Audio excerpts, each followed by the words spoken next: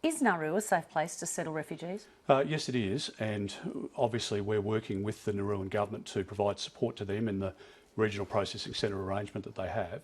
We've also got a bilateral arrangement with Cambodia to say to people that if you have sought to come to Australia by boat, you will not be settled in our country. And again, that is the stated policy of both the Liberal and Labor parties. So I think, despite the fact that some advocates are messaging back to people on Nauru that if you just stay there, don't accept offers to return back to your place of origin or to a third country, if you hold out, the Australian Government will bend. We're not going to. And we've been very clear about that.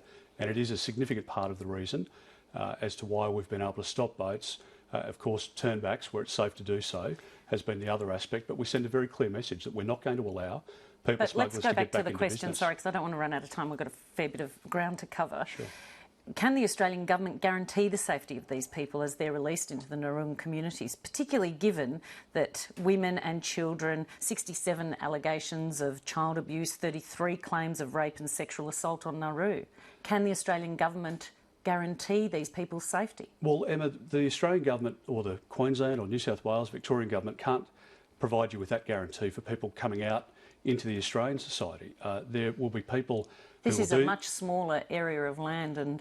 Of course. Well, if we go to Tasmania or we go to an island off our coast, we can't provide those undertakings. But we have a much more robust police system The reasonable suggestion is that if people do the wrong thing, if they commit an offence, are they going to be investigated and prosecuted if evidence substantiates a prosecution? Yes, of course. And we've provided, since I've been in this portfolio, additional support through the Australian Federal Police to mentor those police on Nauru to help them with investigations, with prosecutions, to make sure that we can provide support to have an environment as safe as it possibly can be.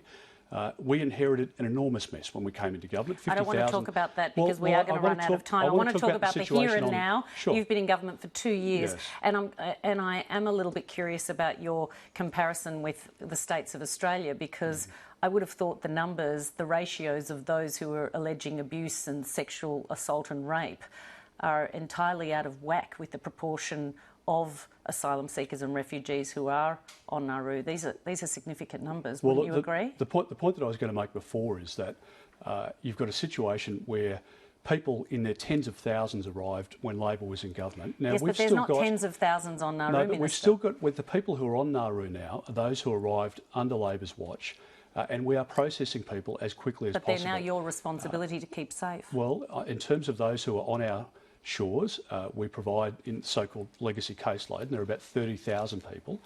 We provide support to those people. People who are in the regional processing centres are the responsibility of either the Nauruan Government or the PNG Government, but we provide support to those governments to capacity build, to provide support through education, through housing. So what you're saying is you're doing hospitals. As much as you possibly can to keep these people safe. We're doing a significant amount, and yes, we do want two things. One is to make sure that the boats don't restart, so we don't fill the vacancies, and two, to provide people with a new opportunity in life, which is not going to be settling in Australia, but settling in a third country or where it's appropriate to do so, to return back to their country of origin.